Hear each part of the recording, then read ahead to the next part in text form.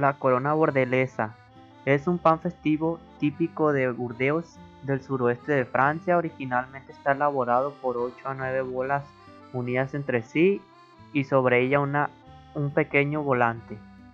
Es un pan muy llamativo gracias a su forma, que también puede recordarnos a la estructura de una flor. Ingredientes para el prefermento: 150 gramos de harina de trigo, 1,2 gramos de levadura seca, 150 gramos de agua, 3 gramos de sal. Masa final: 200 gramos de masa madre, 300 gramos de harina de trigo, 3 gramos de levadura seca, 300 a 350 gramos de agua, 9 gramos de sal. Procedimiento: en un bowl amplio añadimos todo el prefermento junto con 3/4 partes de agua y batimos.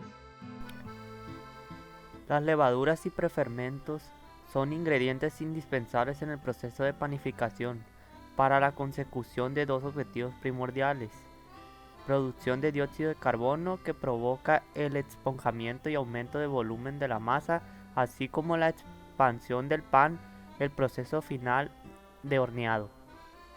Este proceso se detiene cuando la temperatura de la masa alcanza los 55 grados centígrados en el horno, y se detiene toda actividad fermentativa por muerte de las células de la levadura. Producción de ácidos orgánicos que van a permitir la evolución de las propiedades físicas de la masa, equilibrio entre extensibilidad y tenacidad que se alcanza en el proceso de formado, y genera los aromas y sabores que conforman la calidad organoléptica del pan final. Observaremos la textura de la masa para saber si debemos añadir más o menos cantidad de agua. No debe quedar dura, pero tampoco excesivamente hidratada. Incorporamos la harina y comenzamos a mezclar. Añadimos el agua restante poco a poco y mezclamos a la vez. Una vez que se hayan integrado los ingredientes, cubrimos con un paño de algodón y realizamos autólisis. Es un proceso biológico por el cual una célula se autodestruye, es decir, es un proceso de lisis celular espontánea, normalmente debido a la actividad de proteínas líticas llamadas autolisinas. Pasado este tiempo, añadimos la levadura y mezclamos. Incorporamos la sal y mezclamos de nuevo. Combinaremos amasado con reposo. Amasamos 4 minutos y dejamos reposar 5 minutos, hasta que observemos que se ha desarrollado la malla de gluten, realizando la prueba de la membrana. El gluten es la proteína principal del trigo y de otros cereales, base de la mayoría de las masas de panadería. Esta proteína está formada por dos aminoácidos, la glutenina y la gliadina. Volcamos la masa a una superficie de trabajo y comenzamos a amasar. Preparamos el recipiente donde vamos a guardarla. Engrasamos ligeramente con aceite por toda la superficie. Introduciremos nuestra masa y tapamos. Dejamos levar hasta que doble su tamaño o un poco más, a 24 grados o 25 grados centígrados. Será alrededor de 1 hora. Las levaduras son hongos unicelulares cuyo metabolismo de replicación es muy útil para la panificación, ya que en el medio adecuado convierten una molécula de carbohidrato en 2 moléculas de dióxido de carbono y 2 moléculas de alcohol etílico. Para elaborar esta corona necesitaremos dividir la masa en 9 porciones iguales.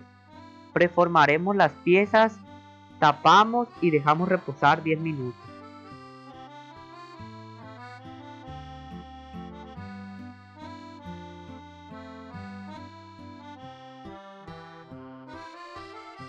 Transcurrido ese tiempo, cogemos una de las porciones y estiramos con un rodillo dando forma circular. Formamos nuestras porciones, boleamos, untamos con un poco de aceite la orilla del círculo de la masa.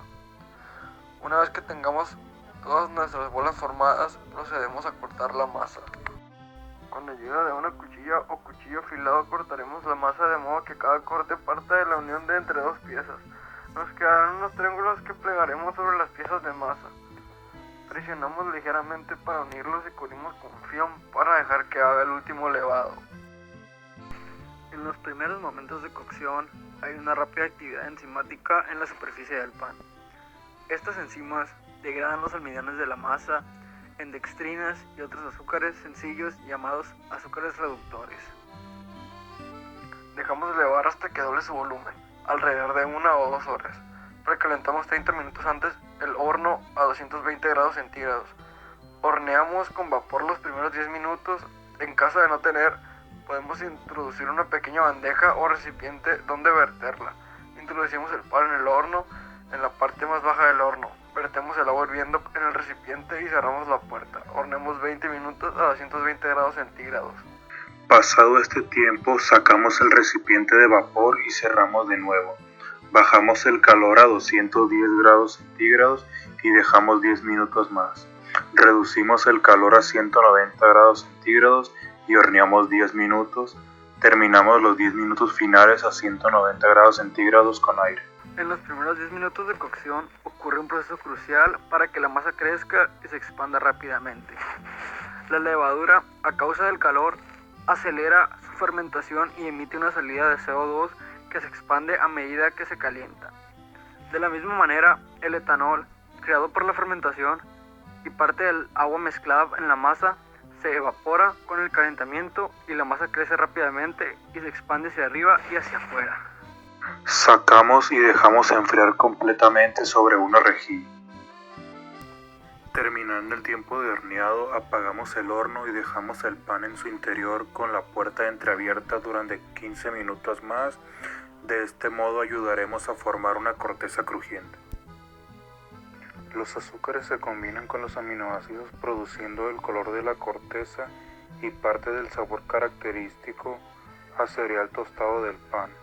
Es a partir de los 130 grados centígrados de temperatura exterior que las dextrosas y las maltosas procedentes de la actividad enzimática que se va desarrollando con el calor comienzan a caramelizarse.